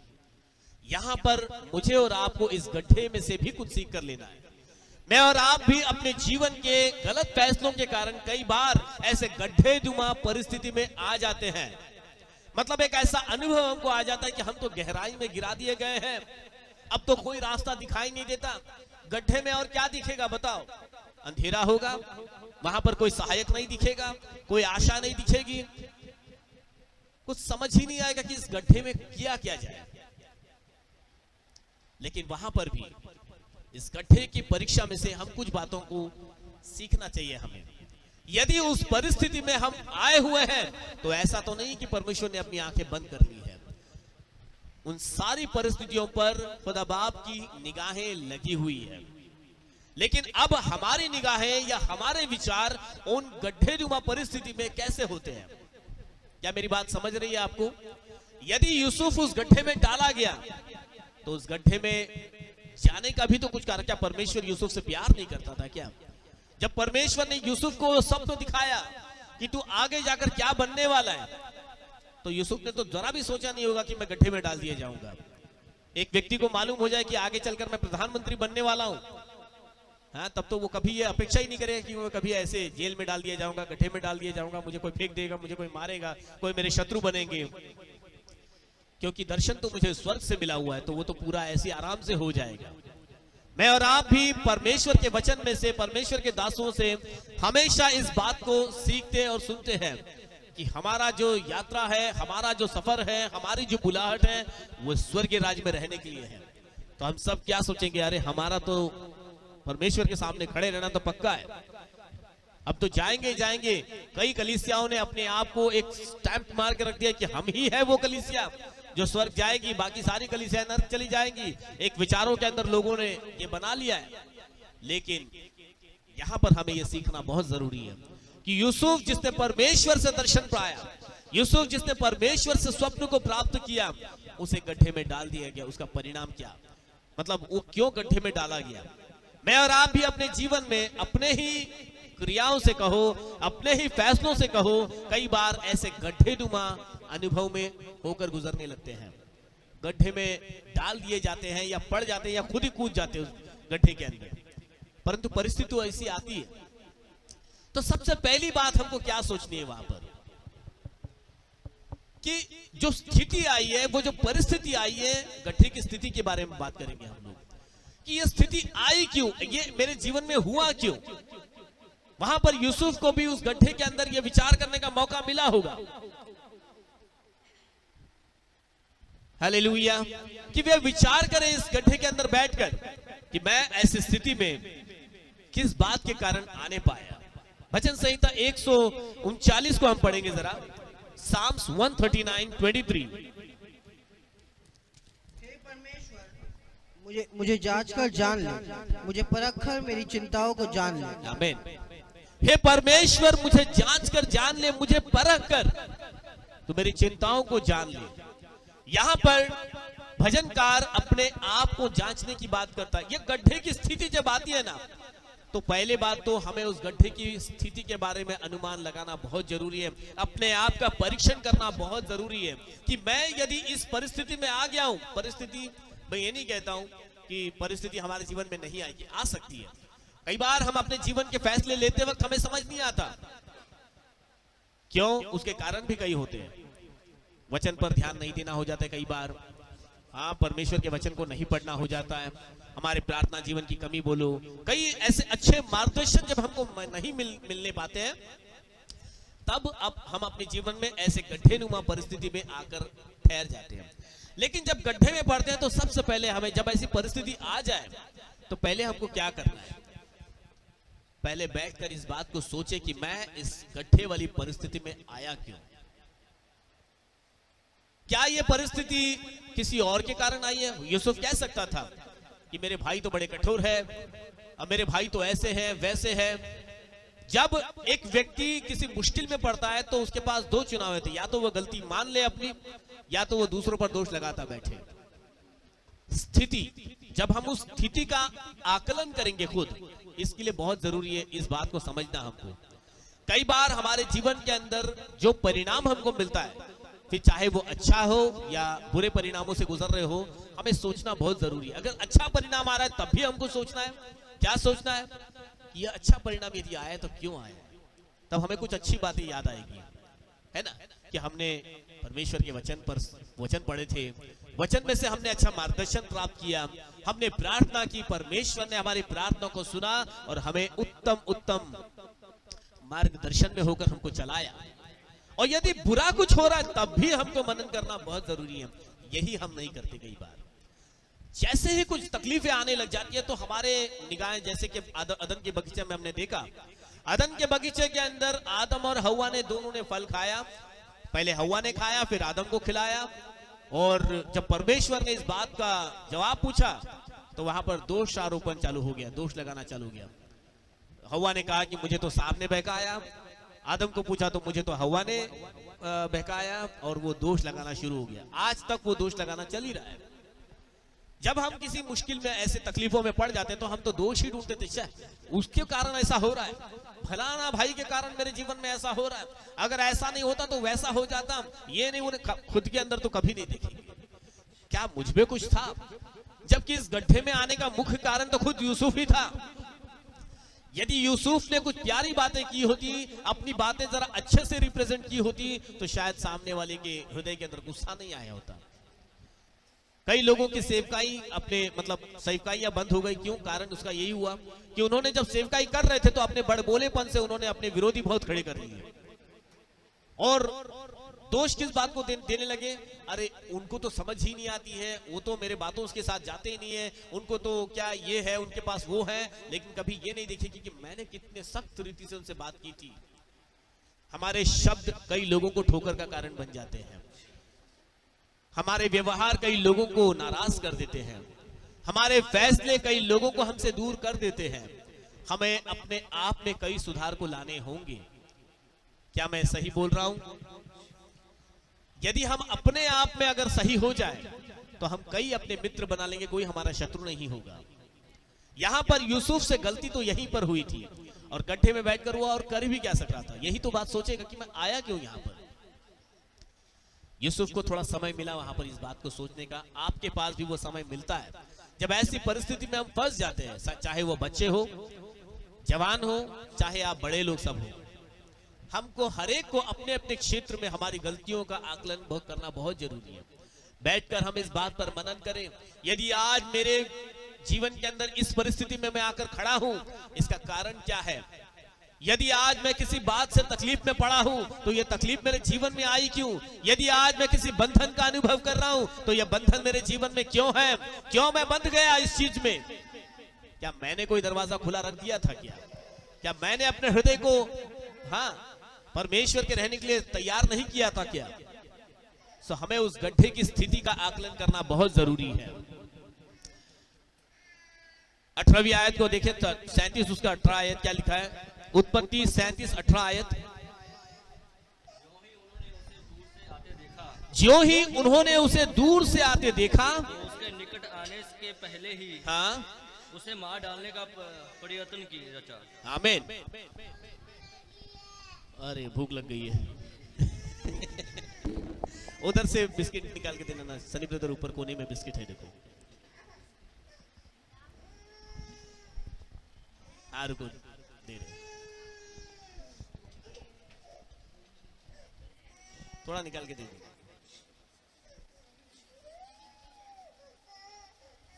हाँ, तो यहाँ पर ध्यान दीजिए। तो खाने का तैयारी हो रहा है उसके, आप लोग यहाँ दीजिए ध्यान। ओके, ठीक है, ओके, अभी हो गया सॉल्व। ओके, 18वीं आयत हमने ऐसे पढ़ा कि जब यूसुफ दूर से आ रहा था तो उसके भाइयों ने दूर ही से देखकर, देखो उसके भाई लोग बहुत दूर गए थे भेड़ बकरी चराने के लिए। मैं आपको ये बात यहाँ पर, एक अच्छी बात यहाँ पर हमको समझ में आती है। यदि आप बुलाए गए हो, यदि आपको परमेश्वर ने चुना है तो आपकी पहचान है ना, दूर से ही पहचान ली जाती है। वहां पर यूसुफ के भाई लोग भेड़ बकरियों को चरा रहे थे, बड़े दूर से यूसुफ आ रहा था, और कई लोग दूर से आ रहे होंगे, थोड़ी दूर से, अभी की तरह दूरबीन थोड़ी है कि देख लिया अरे देखो यूसुफ आ रहे हैं करके, परंतु दूर ही से उन्होंने यूसुफ को पहचान लिया।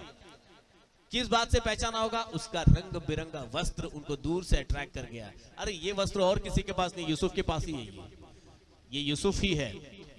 और दूर से आकर, मतलब देखो, हमारे पास भी एक ऐसी पहचान है ना, हमारे विरोधी कहो, हमारा जो विरोधी, हम हमेशा उसको बहुत ज्यादा भाव नहीं देते हैं, लेकिन फिर भी हमें यह बहुत जानना जरूरी है। यदि हम किसी तकलीफ में पड़ते हैं कई बार देखो, हम ऐसे नहीं कि समाज में देखे नहीं जाते हैं, विरोधी हमको देखता नहीं है, विरोधी की नजर हम पर हमेशा है, क्योंकि हमारी एक पहचान है, हमको दूर ही से पहचाना जाएगा, क्योंकि हमारे पास उद्धार का वस्त्र है और वो वस्त्र ही बताता है ये परमेश्वर का बच्चा है, इस पर हमला किया जाए, इसके साथ में साजिश की जाए, इसको गड्ढे में डाला जाए, इसको मारा जाए, लेकिन वहां पर मायने रखता है यदि हम उस बुलाहट के अनुरूप काम करेंगे।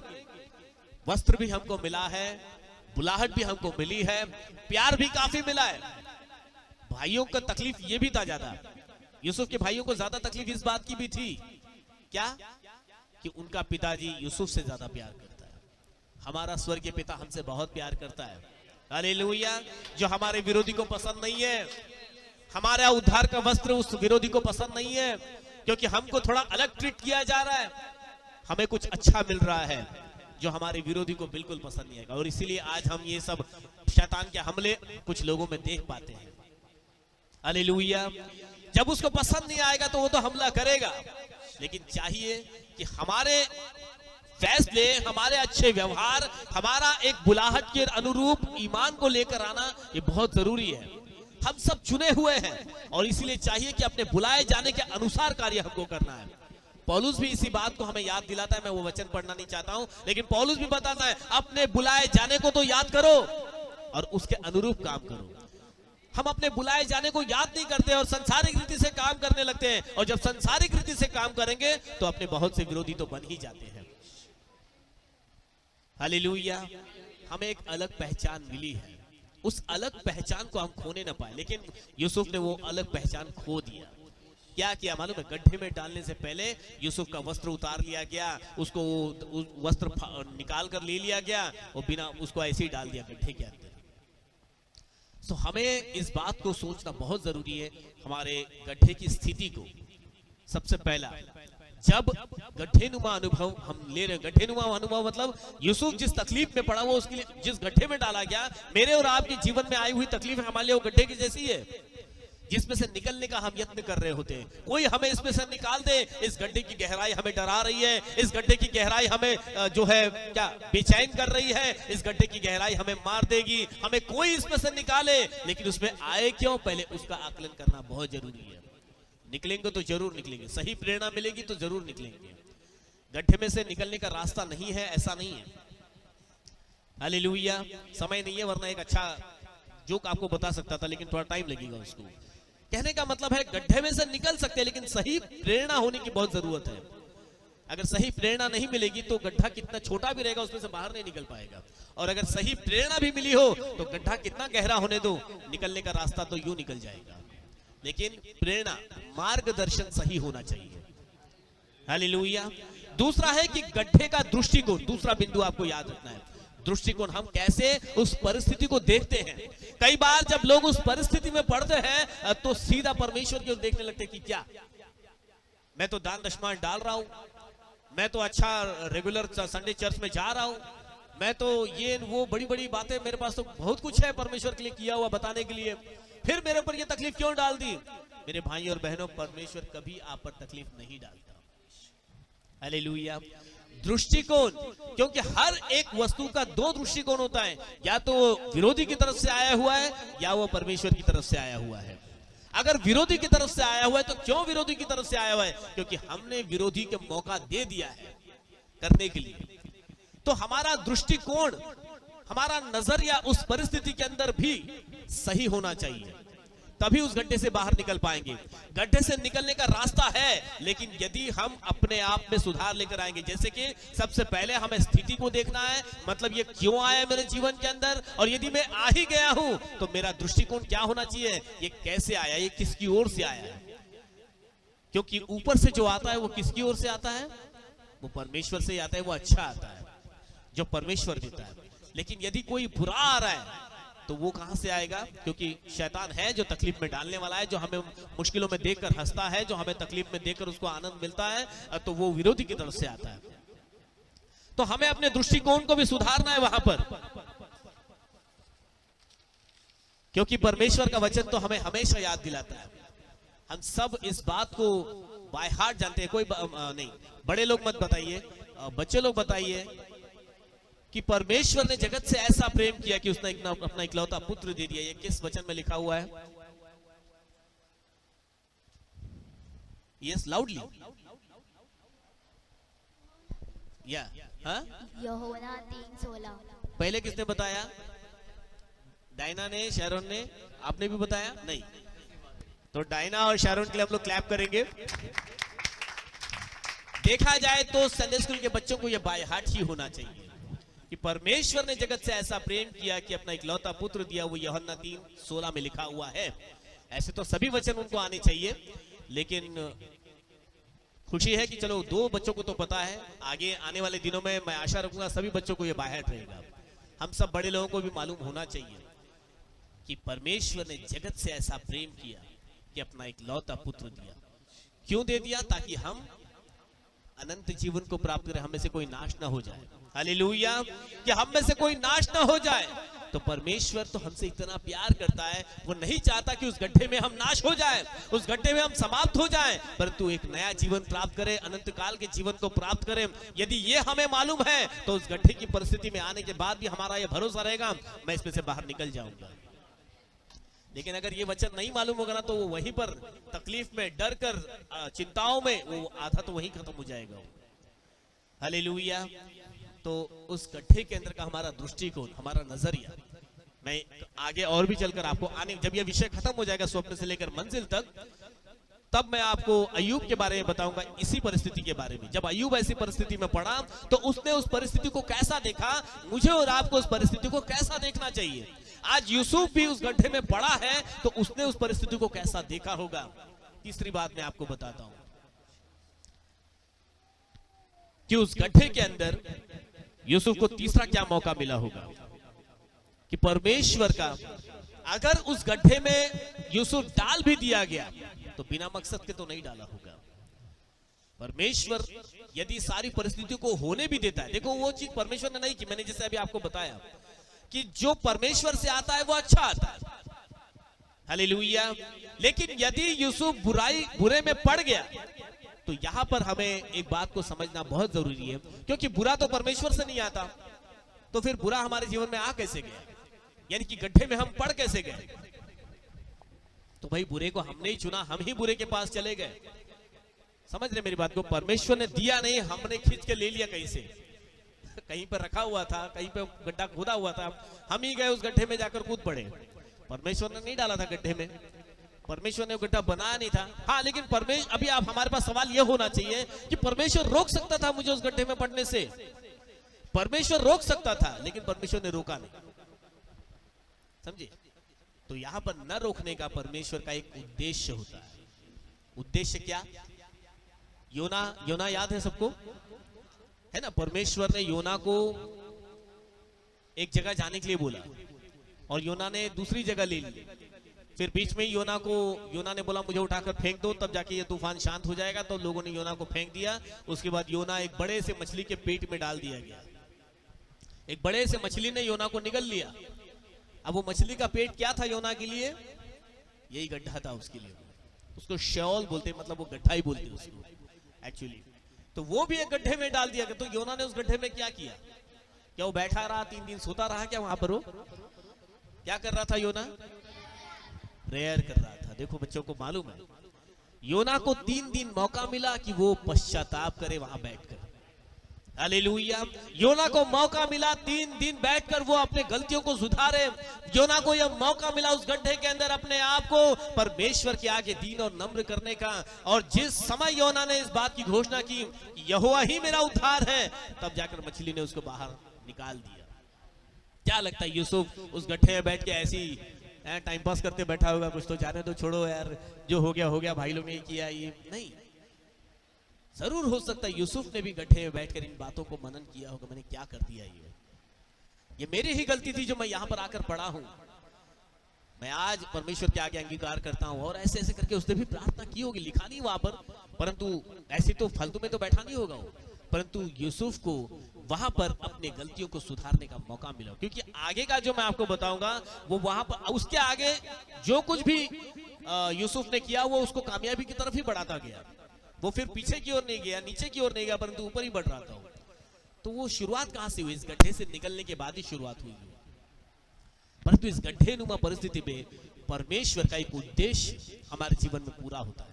देखो, परमेश्वर ना हर बुरे में से भी हमारे लिए कुछ अच्छा निकाल कर देने वाला परमेश्वर है। बुरे में तो हम पड़ गए, लेकिन फिर भी परमेश्वर ने उसमें से कुछ अच्छा निकाल कर हमको दिया। अगर यूसुफ उस गड्ढे में पड़ भी गया, कोई बात नहीं मेरे बच्चे, मैं तुझे वहां पर भी एक मौका देता हूं।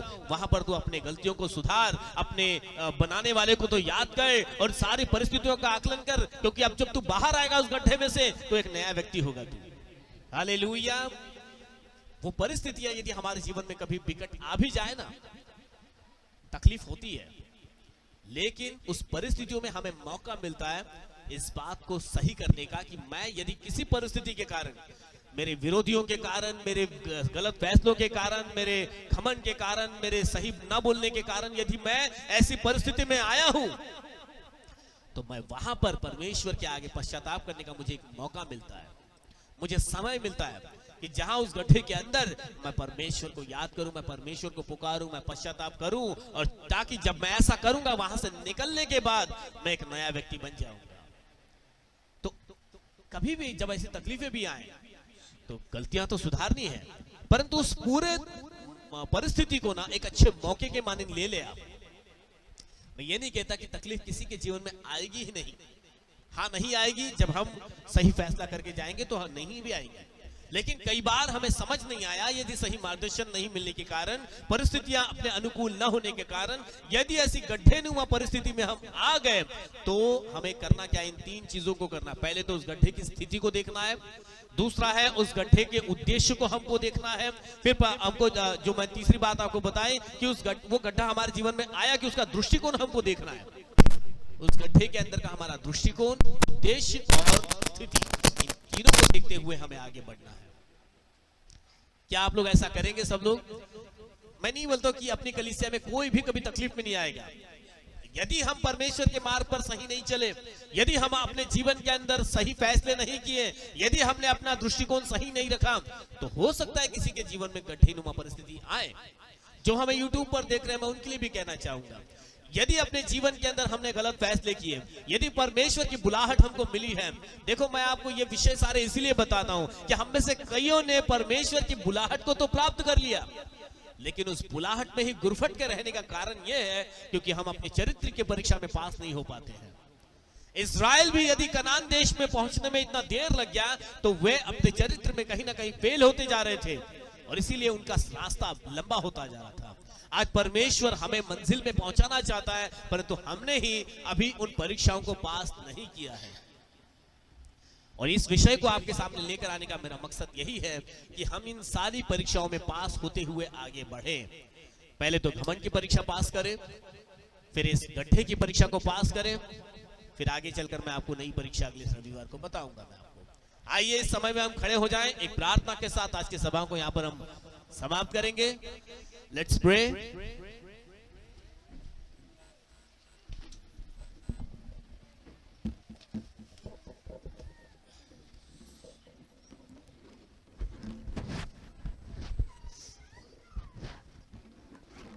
आइए प्रार्थना करें। अपनी आंखों को बंद करेंगे, अपने मनों को तैयार करेंगे। Let's pray. उन पर ध्यान मत, उनको वहीं पे थाम के रखो और हम प्रार्थना करेंगे। अपनी आंखों को बंद करेंगे। यहां पर देखें सब लोग, यहां पर देखें सब लोग, अपनी आंखों को बंद करेंगे।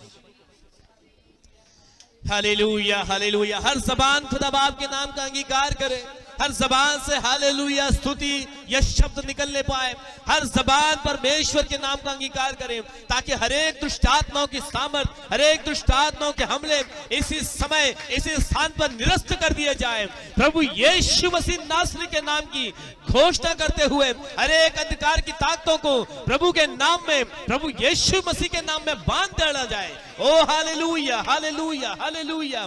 प्रभु यीशु मसीह, हम आपको धन्यवाद देते हैं आज की सुबह का पूरा आराधना का ताबा लेने के लिए प्रभु यीशु मसीह कि आपने अपने स्वर्गदूतों का पहरा यहाँ पर लगाए रखा, हर एक बाधाओं से आपने प्रभु आपके लोगों को बचाया कि आपके लोग आपके वचनों पर ध्यान लगा सके, इस वचन पर मनन कर सके प्रभु, अपने जीवन में आपके वचन के अनुरूप सुधार को ला सके प्रभु यीशु मसीह। प्रार्थना करते जो वचन आज की सुबह पढ़ेगा प्रभु, यह वचन उनके जीवन में कार्य करने पाए प्रभु, उनके जीवन को एक नया मार्ग देने पाए प्रभु यीशु मसीह। वे अपने जीवन में प्रभु आपके मर्जी का प्रभु यीशु मसीह फैसला करने पाए प्रभु। प्रभु इस पूरी कलीसिया में, हर परिवार में प्रभु आपकी इच्छा पूरी होने पाए प्रभु। आप सर्व सामर्थी, सर्वज्ञानी और सर्वव्यापी परमेश्वर हो प्रभु, आपकी आदि और अंत हो प्रभु यीशु मसीह। प्रभु आपसे प्रार्थना करते हैं आज इस भवन में जो भी दुष्ट आत्माओं का कार्य है प्रभु, हर एक दुष्ट आत्माओं को हम प्रभु यीशु मसीह नासरी के नाम से डांटते हैं, हर एक काले जादू को प्रभु यीशु मसीह नासरी के नाम से निरस्त करते हैं प्रभु। और जिसने भी इस दिन के उठने वाले तीरों को भेजा है, ओ प्रभु यीशु मसीह ये सारे तीर लौट जाए प्रभु, और प्रभु वह अपने स्थान में लौट कर चल जाए और आपके लोग आजादी को प्राप्त करें। इसी समय आपकी बेदारी आपके भवन में आए प्रभु, प्रभु आपकी सामर्थ्य यहाँ पर उतरने पाए प्रभु। प्रभु यीशु मसीह नासरी के नाम से हर एक अंधकार की ताकतों को हम डांटते हैं कि वे स्थान से दूर हट जाए। ओ हालेलुया, हालेलुया, हालेलुया। प्रभु धन्यवाद देते हैं आपकी महिमा के लिए, आपके सामर्थ्य के लिए प्रभु यीशु मसीह, छुटकारे के लिए धन्यवाद देते हैं प्रभु यीशु मसीह। प्रभु यीशु मसीह जितनों ने आपके वचन सुने हैं वह आप पे सिद्ध और स्थिर हो जाए प्रभु। बच्चे, बूढ़े, जवान, हर कोई प्रभु आपके अभिषेक को प्राप्त करे प्रभु यीशु मसीह। आज जो अपनी जरूरतों को लेकर आए हैं उनके हर जरूरतों को अपने दया के भंडार से पूरा कीजिए प्रभु यीशु मसीह। प्रभु अब से आगे के हर एक दिन समय को हम आपके सामर्थ्य हाथ में सौंपते हैं। अब प्रार्थना हमारे उद्धार करता प्रभु यीशु मसीह नासरी के नाम से मांगते हैं, सब मिलकर कहेंगे आमीन, आमीन, आमीन, आमीन। स्वर्ग मर्त्य पाताल के खुदावन प्रभु यीशु मसीह का अनुग्रह और उसकी दया, प्रभु यीशु मसीह की आशीषें और शांति हम सबों के संग प्रभु यीशु मसीह के दूसरे आगमन तक बनी रहे। आमीन, आमीन, आमीन, आमीन, हालेलुया। राहों में कांटे अगर हो, रुकना नहीं, चलते जाना, यीशु तेरे साथ है, ये तू विश्वास करना, संसार के अंत तक वो तेरे साथ है।